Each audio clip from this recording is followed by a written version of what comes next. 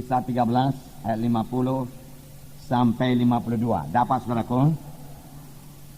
Mari kita baca bersama-sama. Kisah 13 ayat 50 sampai 52. Orang Yahudi menghasut perempuan-perempuan terkemuka yang takut akan Allah dan pembesar-pembesar di kota itu, dan mereka menimbulkan penganiayaan atas Paulus dan Barnabas dan mengusir mereka dari daerah itu. Akan tetapi Paulus dan Barnabas mengebaskan debu kaki mereka sebagai peringatan bagi orang-orang itu, lalu pergi ke Ikonium, dan murid-murid di Antioquia penuh dengan sukacita dan dengan Roh Kudus. Haleluya, saudaraku. Orang Yahudi, saudaraku, yang tidak mau percaya menghasut perempuan-perempuan terkemuka dan pembesar-pembesar di kota Antioquia untuk menganiaya Paulus dan Barnabas dan mengusir mereka dari kota itu. Tetapi banyak murid-murid di Antioquia sudah percaya kepada Tuhan. Nah, mereka diusir. Walaupun aniaya datang, firman Tuhan berkata, murid-murid di Antioquia penuh dengan sukacita dan dengan Roh Kudus. Ini selalu berjalan bersama-sama, yaitu penuh dengan Roh Kudus, selalu membuat kita bersukacita. Amin, saudara. Dan kita melihat walaupun aniaya datang, pelayanan Paulus tidak menjadi berkurang. Walaupun aniaya datang, iman Paulus bukannya bertambah lemah, bahkan rohnya menyala-nyala. Dia terus melayani Tuhan dengan sangat bersemangat. Dia meneruskan pelayanannya pada kota-kota lain. Jadi aniaya sama sekali tidak menghambat Paulus dan Barnabas. Bahkan dengan aniaya itu mereka bersukacita. Mereka tahu aniaya akan datang lagi, tapi mereka tidak mundur. Saudara, mari kita baca kisah 14. Kisah 14. Biarlah kita ingat, dalam Roma 12 itu dikatakan, biarlah rohmu menyala-nyala, layanilah Tuhan. Amin, saudara. Janganlah hendaknya kerajinanmu kendor. Jangan pelayanan kita berkurang. Jangan penginjilan kita berkurang. Amin. Jangan pemuritan kita berkurang. Amin. Ya. Jangan kasih kita kepada jiwa-jiwa yang kita layani itu menjadi berkurang. Haleluya. Saudara perlu mengenal semua anggota-anggota KKS saudara dan mengasihinya. Tanda saudara mengasihinya, saudara melayaninya. Saudara lihat siapa yang datang, siapa yang tidak datang. Dan diperhatikan ini sungguh-sungguh, saudaraku, dan dilayani sungguh-sungguh. Yang tidak datang tentunya perlu dikunjungi, saudaraku, supaya dia bisa datang di lain kebaktian. Amin, saudara. Ya, kita tahu juga apa sebabnya dia tidak datang. Sedangkan Paulus ini dengan menghadapi semua aniaya-aniaya yang mengancam jiwanya pun, dia terus melaksanakan penginjilan dengan bersemangat, dengan penuh sukacita dan penuh dengan Roh Kudus. Akhir zaman ini seharusnya, saudaraku, pelayanan kita tidak kurang daripada itu, karena Yesus akan datang kedua kali. Apalagi sekarang masih ada kesempatan dan belum ada kita dianiaya sama sebagaimana Paulus menerima aniaya ini. Biarlah kita sangat bersemangat dalam hal ini, saudaraku. Amin, saudara. Mari kita baca kisah 14 bersama-sama. Di Ikonium pun kedua rasul itu masuk ke rumah ibadat orang Yahudi, lalu mengajar sedemikian rupa sehingga jumlah besar orang Yahudi dan orang Yunani menjadi percaya. Tetapi orang-orang Yahudi yang menolak pemberitaan mereka memanaskan hati orang-orang yang tidak mengenal Allah dan membuat mereka gusar terhadap saudara-saudara itu. Paulus dan Barnabas tinggal beberapa waktu lamanya di situ. Mereka mengajar dengan berani karena mereka percaya pada Tuhan, dan Tuhan menguatkan berita tentang kasih karunia-Nya dengan mengaruniakan kepada mereka kuasa untuk mengadakan tanda-tanda dan mujizat-mujizat. Tetapi orang banyak di kota itu terbelah menjadi dua. Ada yang memihak kepada orang Yahudi, ada pula yang memihak kepada kedua rasul itu. Maka mulailah orang-orang yang tidak mengenal Allah dan orang-orang Yahudi bersama-sama dengan pemimpin-pemimpin mereka menimbulkan satu gerakan untuk menyiksa dan melempari kedua rasul itu dengan batu. Setelah rasul-rasul itu mengetahuinya, menyingkirlah mereka ke kota-kota di Likaonia, yaitu Listra dan Derbe dan daerah sekitarnya. Di situ mereka memberitakan Injil. Di Listra ada seorang yang duduk saja karena lemah kakinya dan lumpuh sejak ia dilahirkan dan belum pernah dapat berjalan. Ia duduk mendengarkan ketika Paulus berbicara, dan Paulus menatap dia dan melihat bahwa ia beriman dan dapat disembuhkan. Lalu berkatalah Paulus dengan suara nyaring, berdirilah tegak di atas kakimu. Dan orang itu melonjak berdiri lalu berjalan kian kemari. Ketika orang banyak melihat apa yang telah diperbuat Paulus, mereka itu berseru dalam bahasa Likaonia, dewa-dewa telah turun di tengah-tengah kita dalam rupa manusia. Barnabas mereka sebut Zeus, dan Paulus mereka sebut Hermes, karena ia yang berbicara. Maka datanglah imam dewa Zeus, yang kuilnya terletak di luar kota, membawa lembu-lembu jantan dan karangan-karangan bunga ke pintu gerbang kota untuk mempersembahkan korban bersama-sama dengan orang banyak kepada rasul-rasul itu.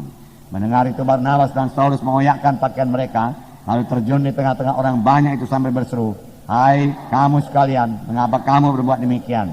Kami inilah manusia biasa sama seperti kamu. Kami ada di sini untuk memberitakan Injil kepada kamu, supaya kamu meninggalkan perbuatan sia-sia ini dan berbalik kepada Allah yang hidup, yang telah menjadikan langit dan bumi, laut dan segala isi. Biarkan semua bangsa menuruti jalannya masing-masing. Namun ia bukan tidak menyatakan dirinya dengan berbagai-bagai kebajikan, yaitu dengan menurunkan hujan dari langit dan dengan memberikan musim-musim subur bagi kamu. Ia memuaskan hatimu dengan makanan dan kegembiraan." Walaupun rasul-rasul itu berkata demikian, namun hampir-hampir mereka tidak dapat mencegah orang banyak mempersembahkan korban kepada mereka.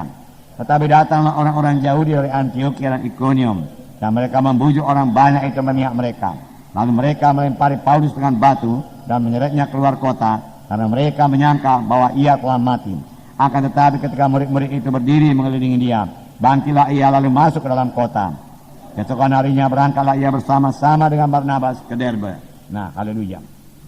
Saudaraku, benarlah Paulus ini, saudaraku, rohnya menyala-nyala, kerajinannya tidak pernah kendor, dan dia terus melayani Tuhan. Dan dia terus, saudaraku, berangkat ke Ikonium, di sini dikatakan, dan memberitakan Injil, mengajar sedemikian rupa,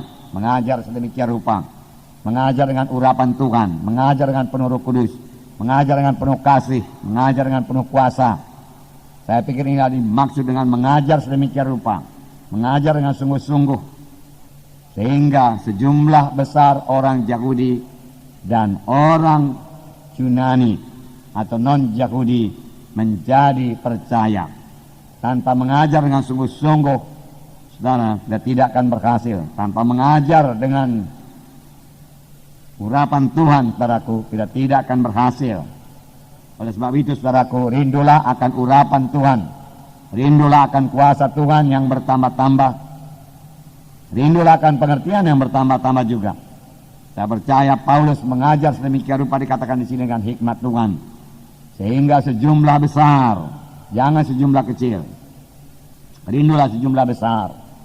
Sejumlah besar orang menjadi percaya, baik Yahudi, baik non-Yahudi. Kalau kita mengajar sedemikian rupa, dengan sungguh-sungguh, dengan segenap hati, dengan mengasihi, saudaraku, dengan memperhatikan jiwa-jiwa itu, dan rendah hati tentunya, saudaraku, yang tidak menonjolkan siaku kita, saudara. Kuasa Tuhan bisa bekerja, dan sejumlah besar orang Yahudi dan Yunani menjadi percaya. Nah, tapi kemudian dikatakan orang-orang Yahudi, sebagian menolak pemberitaan mereka, sebagian percaya. Lalu terbagi menjadi dua golongan, ada yang percaya dan ada yang menentang. Nah, saudara, namun ayat 3 berkata, Paulus dan Barnabas tinggal berapa waktu lamanya di situ. Mereka mengajar dengan bagaimana? Berani. Mereka mengajar dengan berani. Walau ada tantangan, walau mereka berkomplot, mau membahayakan, mau menganiaya Paulus dan Barnabas, mereka mengajar dengan berani. Berani dalam arti kata pertama, saudaraku, tidak kompromi.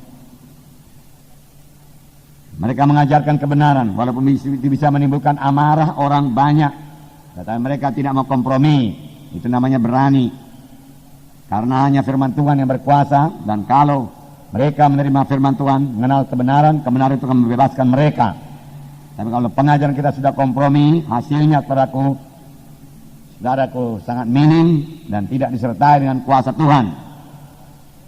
Yang kedua, walaupun mereka, saudaraku, diancam, mereka terus juga, saudaraku, melaksanakan pekerjaan Tuhan. Mereka terus mengajar. Amin, saudaraku. Tuhan Yesus banyak mengajar. Saudara pemimpin KKS juga banyak mengajar. Amin. Perhatikan murid saudara. Kalau dia belum baptisan, ajari dia pelajaran mengenai baptisan air. Amin. Betulkah itu? Betul. Adakah saudara yang melaksanakannya? Amin. Kalau dia belum dibaptis dengan Roh Kudus, ajari dia mengenai baptisan Roh Kudus. Betul? Amin. Sesudah itu diapakan? Didoakan dong. Amin. Didoakan supaya mereka dapat apa? Dapat baptisan Roh Kudus. Jangan diajarkan aja, saudaraku, tanpa diselesaikan untuk menerima baptisan Roh Kudus. Sama seperti orang Menaruh makanan di atas meja, lengkap makanan itu semua, tapi tidak disilakan untuk dimakan. Amin, saudara. Pernahkah saudara melaksanakannya, saudaraku? Ya, barangkali ada 20 orang yang menjawab. Yang lainnya gimana nih, saudaraku? Ajarkanlah mereka itu sungguh-sungguh, mengajar. Tuhan Yesus mengajar dulu baru menyembuhkan, amin. Ya. Kalau mereka, saudara lihat, tidak keberkatan hidupnya, apa yang salah? Tuhan yang salah? Siapa yang salah? Jiwa-jiwa saudara tidak keberkatan hidupnya, kenapa?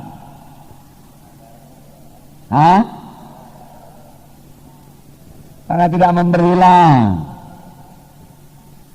Iya kan? Itu udah pasti, saudaraku, udah pasti. Karena yang memberi kepada Tuhan itu tidak pernah gagal untuk diberkati Tuhan, amin. Diajarin orang itu, saudaraku. Kan saudara tentu suka hidup mereka berubah, tidak kekurangan pada zaman krisis ini, saudara. Yang masih berlangsung lebih lama lagi, saudaraku.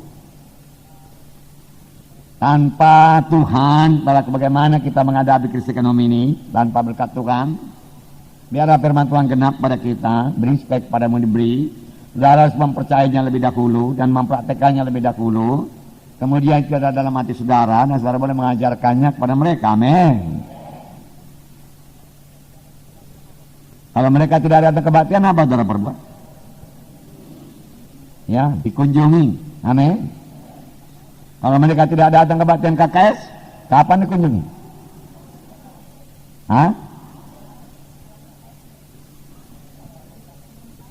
Yang sebelah sana ada apa? Sini? Ini? Ya Kamis lah. Ya kan? Dua KKS-nya hari Rabu, pulang KKS sudah malam. Kamis lah dikunjungi, amin. Kalau kerja dia pagi, sore dikunjungi, amin. Enggak sulit kan? Sulit kali itu. Kalau kan bisa jumpa juga itu ya, amin, saudaraku. Ya. Nah, jadi mengajar sedemikian rupa. Mereka mengajar dengan berani. Saudaraku, untuk mengerjakan pekerjaan Tuhan ini perlu keberanian. Penginjilan perlu keberanian, memasuki satu kota perlu keberanian, saudaraku. Mengadakan KKR perlu keberanian. Memulai gereja baru perlu keberanian. Memulai KKS baru perlu keberanian. Amin.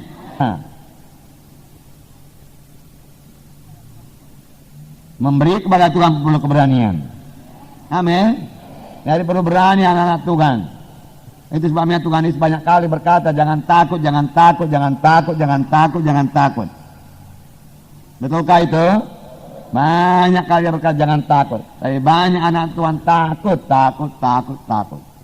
Bukankah itu tipuan setan, saudaraku?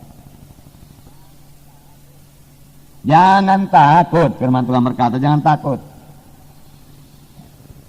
Nah, ada yang menghitung 360 kali dia katakan jangan takut dalam Alkitab. Pujilah Tuhan buat itu, saudaraku. Nah, dari mana datangnya keberanian ini, saudaraku? Dari mana? Dari Roh Kudus, dari Tuhan. Karena firman Tuhan berkata, apabila Roh Kudus turun ke atas kamu dan kamu menjadi saksi bagiku, Yerusalem, Judea, Samaria, sehingga sampai ke ujung bumi. Peroleh keberanian. Lihat kuncinya di mana, Roh Kudus kuncinya. Lihatlah Petrus yang penakut, yang kepada seorang dayang saja tidak berani mengaku Yesus. Tetapi Petrus berubah, saudaraku. Saudara juga harus berubah. Amin. Kalau saudara menerima Roh Kudus, saudara harus berubah. Sama sebagaimana Petrus. Sebab firman Tuhan berkata mengenai Petrus ketika mereka melihat keberanian Petrus, Kisah 4:13. Ketika sidang itu melihat keberanian Petrus dan Yohanes dan mengetahui bahwa keduanya orang biasa, tidak terpelajar, heran mereka dan mereka mengenal keduanya sebagai pengikut Yesus. Hendaknya pengikut Yesus berani, amin. Tidak takut, memang sopan, ya. punya sopan santun, rendah hati lagi. Tetapi berani. Ya.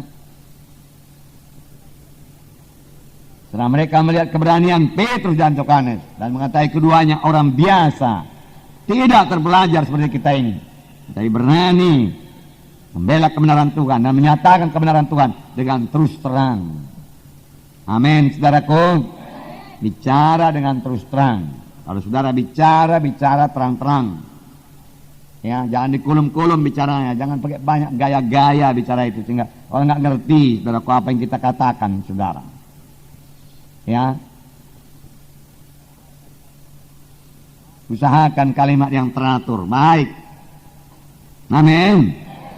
Saya percaya ini susunan kata-kata dalam Alkitab cukup baik susunannya, cukup baik tata bahasanya, bisa dipakai, saudara. Dahulu kalau saya berkhotbah dalam bahasa daerah Karo, saudaraku, 90% saudaraku dari Alkitab, ayat demi ayat, karena saya tidak pandai, saudaraku, membahasnya dalam bahasa daerah Karo. Jadi saya terangkan ayat dengan memakai ayat, saudara. Dan hasilnya luar biasa lagi. Nah, saya banyak memakai firman Tuhan, dan firman Tuhan berkata tidak kembali dengan kosong, dan firman itu membebaskan jiwa-jiwa, dan gereja berdiri, saudara, berdiri dengan ratusan anggota. Tidak ada gereja di bawah 100 di desa, nggak ada. Semua di atas 100 yang kami layani, saudara.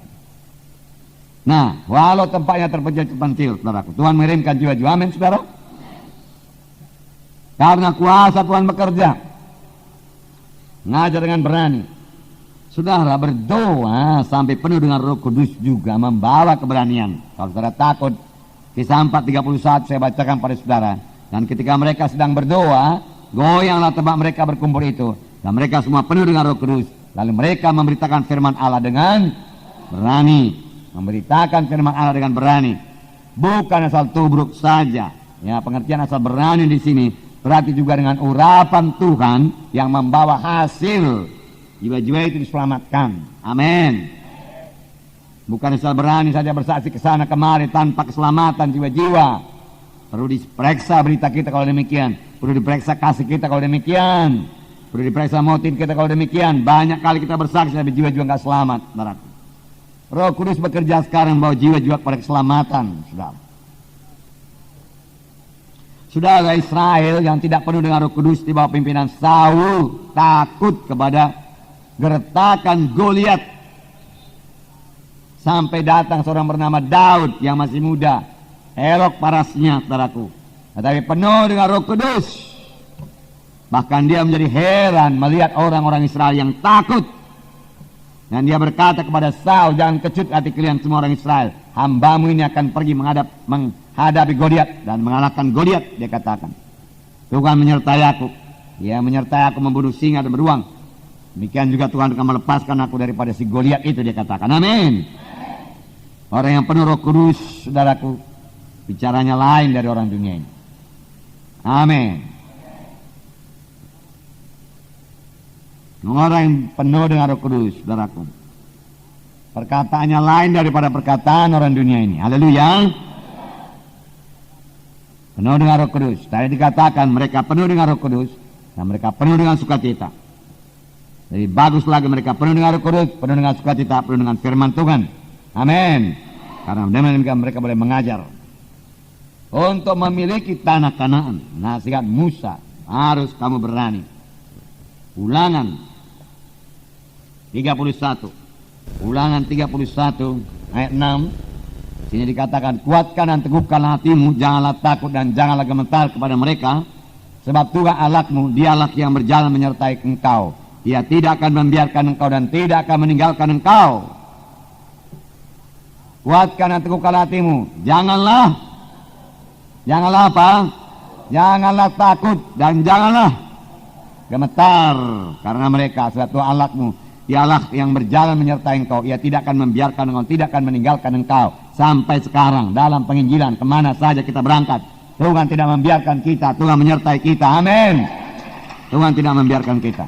banyak kemenangan Tuhan berikan, saudaraku. Haleluya. Puji Tuhan, saudaraku.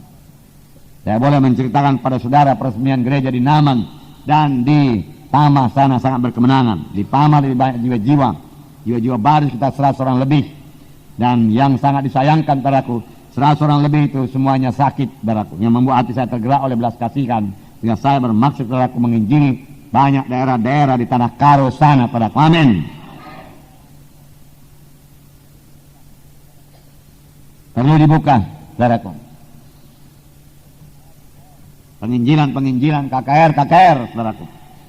Yang pasti disertai Tuhan dengan kuasa dan tanda ajaib. Haleluya.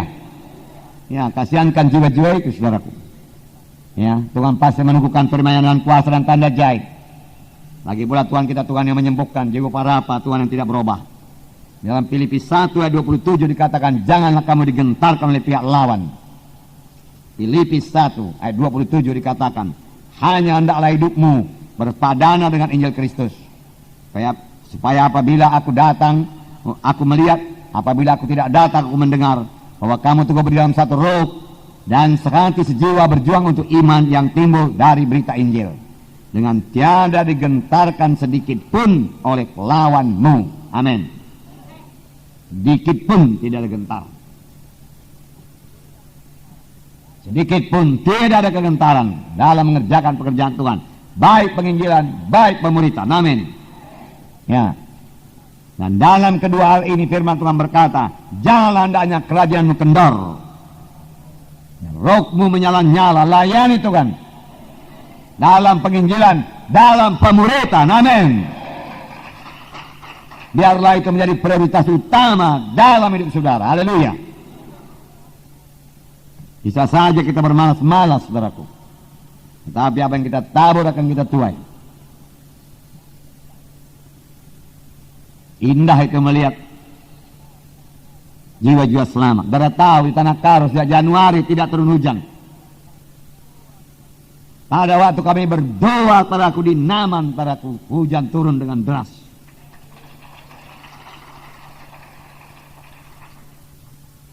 Selesai kebaktian di Pamah, saudaraku, hujan turun dengan deras, saudaraku, panjang jalan. Sampai jauh-jauh mendekati Kamanjahit. Mengapa? Karena Tuhan baik. Dalam kebaktian selalu katakan Tuhan baik. Yesus baik. Yesus mengasihi saudara. Dia mau memberkati saudara. Mari keluar dari dosa, keluar dari kutuk dosa. Terima Yesus, ikut Yesus. Terima hidup yang kekal. Yesus mau memberkati. Yesus baik. Puji Tuhan, sembah Tuhan, ucapkan saudara keperkataan memuji menyembah Tuhan, maka Tuhan menurunkan berkat-Nya. Haleluya. Ya, yakin kalau diadakan oleh KKR di sana, saudara, lebih banyak hujan akan turun. Mana-mana sekarang banyak kekeringan, saudaraku. Bahkan di Kuala Lumpur dikatakan kota modern, saudara, air tap, saudaraku, nggak ada airnya. Terpaksa harus datang mobil tangki membawa air kepada orang-orang kota. Lalu antri mengambil air.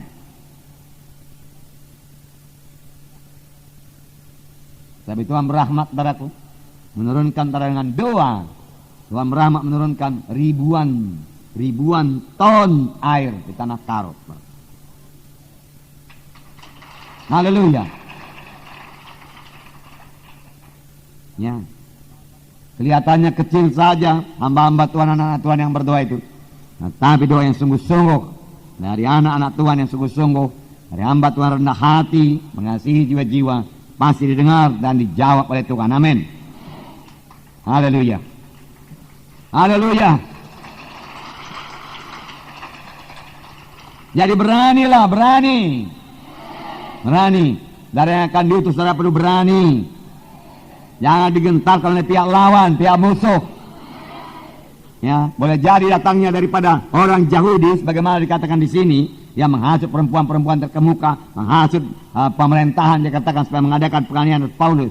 Ya, bukan pula dari orang kafir datangnya aniaya untuk Paulus ini, dari orang-orang Yahudi yang tidak mau percaya, yang tidak mau diyakinkan, saudaraku. Dari orang-orang beragama, ya, dari situ datangnya aniaya. Boleh jadi sekarang pun masih demikian juga. Tetapi Tuhan selalu membuka jalan keluar bagi Paulus demikian juga Tuhan membuka jalan kemenangan bagi sidang Tuhan ini. Haleluya. Selesaikan Tanah Karus, selesaikan Taput, Simalungun, Dairi, saudaraku. Sampai kecamatan semua sudah kita selesaikan, saudaraku. Ya, bayar hutang itu. Kalau sudah sampai kecamatan, hati saya sudah lapang, saudaraku. Dan dengan pengiriman, saudaraku, beberapa ini tim ini, saudaraku, ya, pastilah, saudaraku, selesai itu, saudaraku. Dalam tahun ini pun, amin. Kemudian dengan bebas kita bergerak ke daerah lain. Dan saudara yang akan dikirim ini, yang sudah sangat berhasil di daerahnya, saudaraku, kami akan menentukan saudara pada kota-kota yang lebih besar. Haleluya. Tuhan sudah memberkati sedang ini untuk bergerak dengan cepat. Haleluya. Nah, berani. Yang kedua, saudaraku, yang pertama berani, yang kedua menang terhadap aniaya. Aniaya mesti ada, saudaraku. Sini tadi dikatakan dalam Kisah Rasul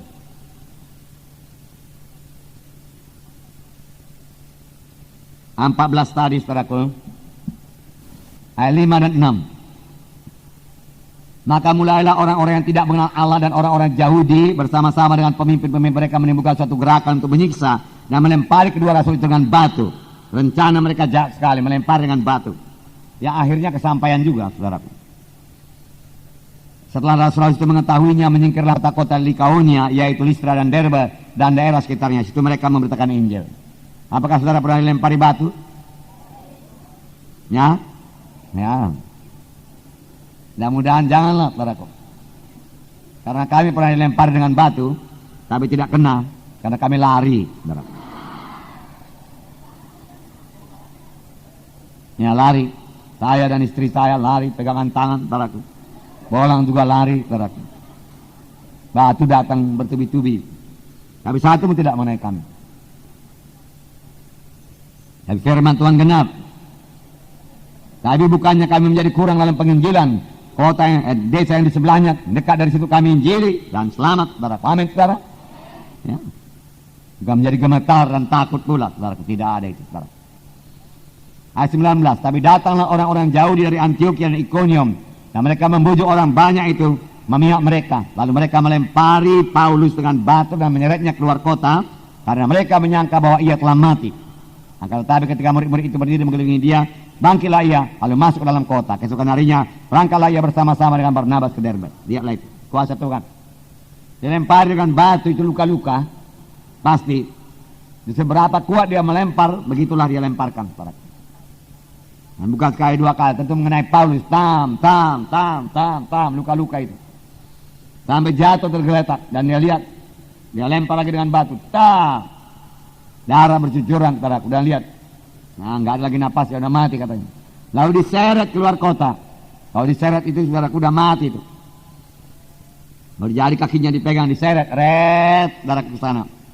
Kita katakanlah 1 kilometer. Banyak luka apa enggak di punggung ini? Atau di muka ini, kalau mukanya telungkup, saudaraku, diseret gimana?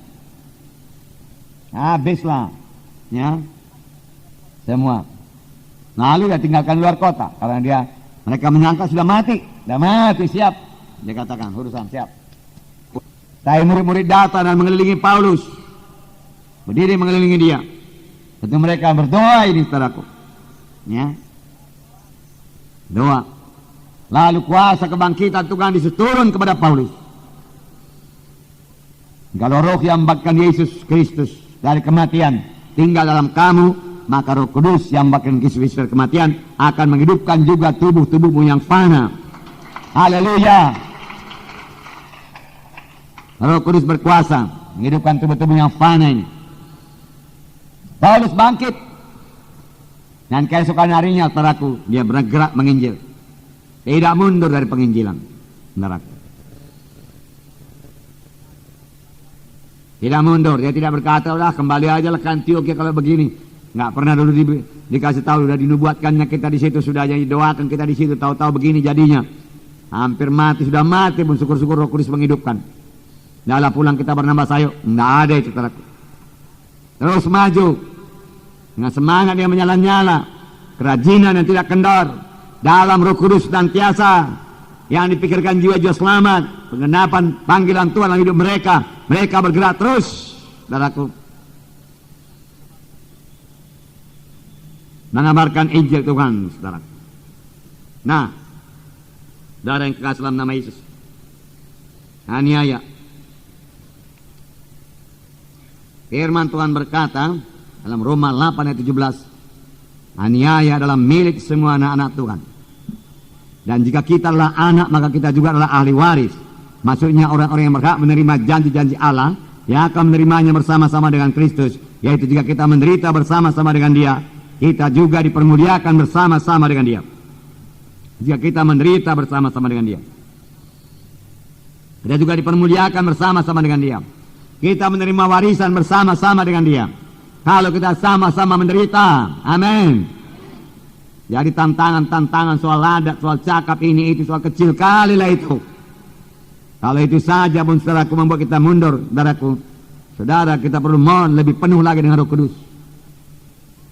biar kita tambah berani. Karena firman Tuhan tadi berkata, maka mereka itu penuh dengan Roh Kudus, lalu mereka mengatakan firman Tuhan dengan berani. Yang roh yang menyala-nyala. Amin. Nah,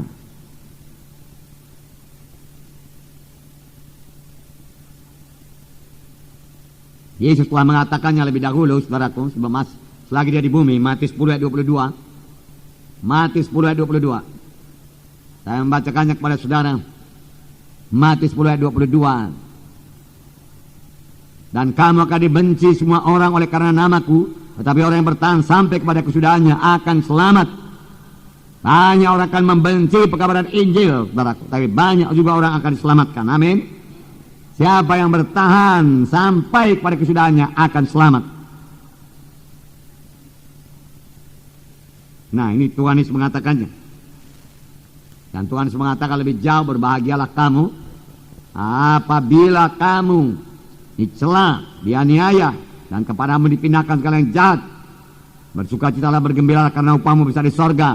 Sebab demikian juga telah dianiaya nabi-nabi yang sebelum kamu. Dianiaya rasul-rasul perjanjian baru. Dianiaya Martin Luther, saudaraku. Dianiaya, saudaraku, pendiri-pendiri gereja. Dianiaya. Tapi mereka maju terus, mereka bertahan, mereka tidak mau mundur. Kristen-Kristen Korea dianiaya. Dan mereka terus maju, saudaraku. Paulus menerima banyak sekali aniaya. Di Filipi dia masuk penjara. Betul? Ya. Dan dia beberapa kali, saudaraku, mau diterkam orang, mau dikoyak-koyak orang, saudaraku, karena bencinya kepada Paulus. Tapi Paulus terus mengabarkan Injil, saudara. Dan kisah 23 ayat 10 dikatakan, ya, kisah 23 ayat 10. Saya membacakan pada saudara. Maka terjadilah perpecahan besar, sehingga kepala pasukan takut kalau mereka akan mengoyak-ngoyak Paulus. Karena itu ia memerintahkan pasukan untuk turun ke bawah dan mengambil Paulus dari tengah-tengah mereka dan membawanya ke markas. Karena orang sudah sangat, dan aku talak ya, kepada Paulus ini. Mereka mau mengoyak-ngoyak dia. Tapi Paulus maju terus mengabarkan Injil Tuhan. Dan kemudian Paulus bersaksi, 2 Korintus 11 ayat 23 sampai 29. Ayat 23. Apakah mereka pelayan Kristus? Aku berkata seperti orang gila. Aku lebih lagi. Aku lebih banyak berjeri lelah, lebih sering dalam penjara, didera di luar batas. Sangat kuat tubuhnya ini, ya. Roh Kudus menukan dia. Didera di luar batas, hidup juga terus, main juga terus. Kerap kali dalam bahaya maut. 5 kali aku disesat orang Yahudi. 5 kali dicambuk. Setiap kali 40 kurang 1 pukulan. Ya, 39 kali. 3 kali aku didera, 1 kali aku dilempari dengan batu. 3 kali aku mengalami karam kapal. Sehari semalam aku terkatung-katung dengan laut. Semua ini karena Injil. Amin. Karena dia menyerahkan, karena dia memilih untuk melayani Tuhan. Sama sebagaimana Musa. Apa dikatakan mengenai Musa dalam buku Ibrani? Ya, Musa lebih suka menderita aniaya daripada disebut anak putri Firaun, dan menyukakan dan menikmati kesenangan daging, kesenangan dosa yang seketika saja lamanya. Dia lebih suka menderita dengan umat Allah. Amin. Nah,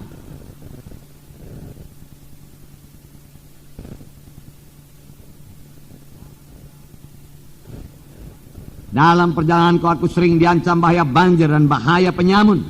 Bahaya dari pihak orang Yahudi dan dari pihak orang bukan Yahudi. Bahaya di kota dan bahaya di padang gurun. Bahaya di tengah laut dan bahaya dari pihak saudara-saudara palsu. Aku banyak berjeda lelah dan bekerja berat. Kerap kali aku tidak tidur. Aku lapar dan dahaga. Kerap kali aku berpuasa, kedinginan dan tanpa pakaian. Dengan tidak menyebut banyak hal lain lagi, urusanku sekali-kali yaitu untuk memelihara semua jemaat-jemaat. Jika ada orang merasa lemah, tidakkah aku turut merasa lemah? Jika ada orang tersanut, tidakkah hatiku hancur oleh duka cita? Ini hati yang baru, saudara, memperhatikan jiwa-jiwa, mengasihi jiwa-jiwa. Paulus mau supaya jemaat-jemaat itu bertumbuh, bertambah dewasa dengan cepat.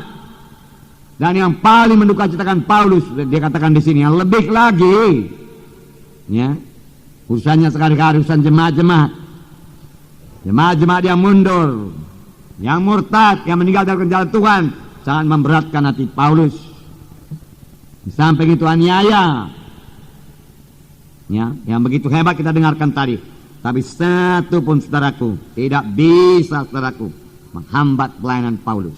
Paulus berkata, aku bisa dibelenggu, tapi firman Tuhan tidak terbelenggu. Amin. Haleluya. Ya, oleh sebab itu saudara jangan berdosa.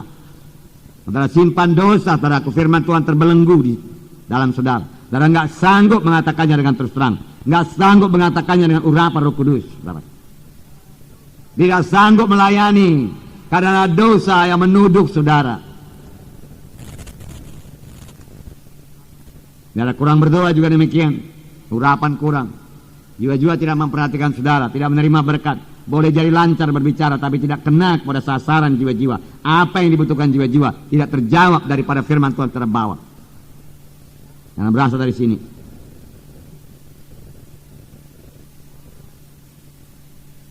Hanya Roh Kudus.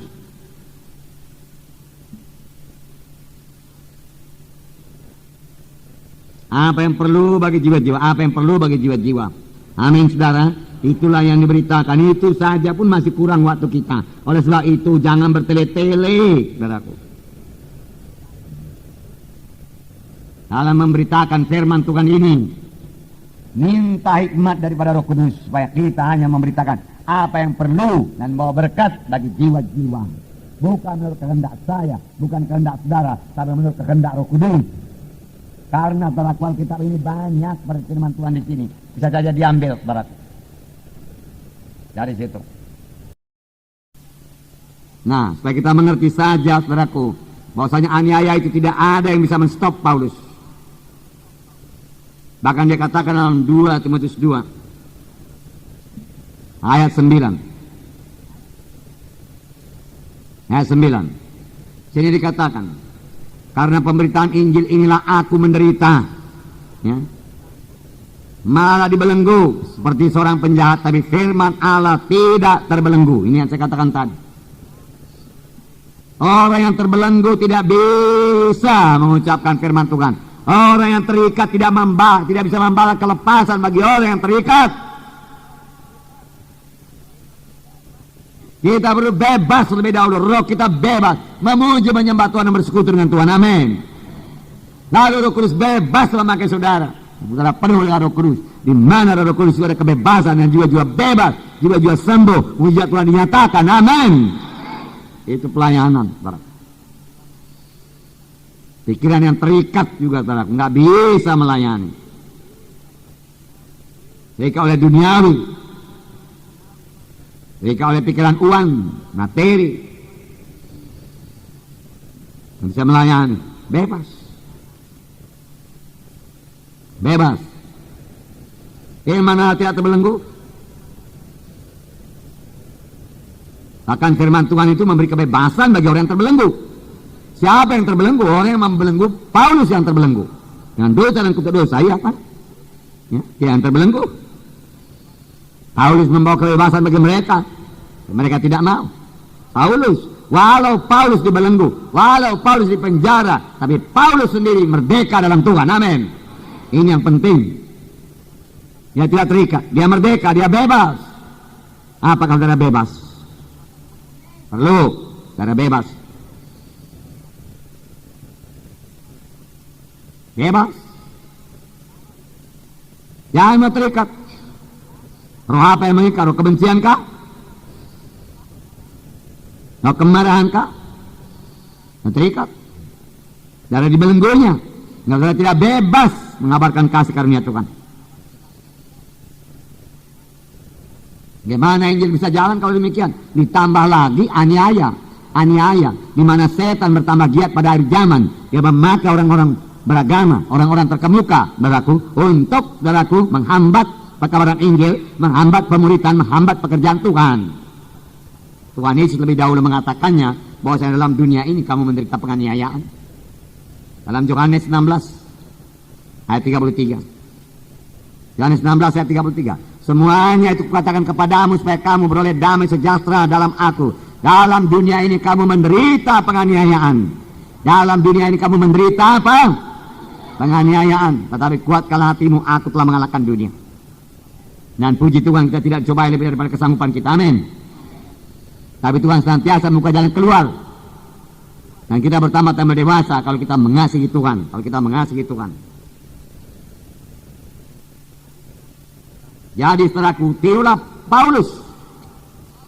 Sedikit tidak mundur saudaraku dari pelayanan, tidak mengurangi pelayanannya, lalu aniaya bertambah-tambah saudaraku. Jadi kita harus mengerjakan pekerjaan Tuhan walau aniaya datang.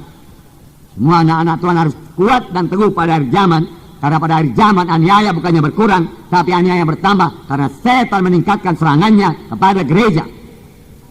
Oleh sebab itu selagi ada waktu, mari bekerja dengan sungguh-sungguh dalam Roh Kudus, tidak menghentikan diri sendiri, dengan segenap hati. Bicara Roh Kudus sudah memberikan hikmat kepada saudara, bagaimana mengenjai jiwa-jiwa, bagaimana memuridkan jiwa-jiwa. Saudara sungguh-sungguh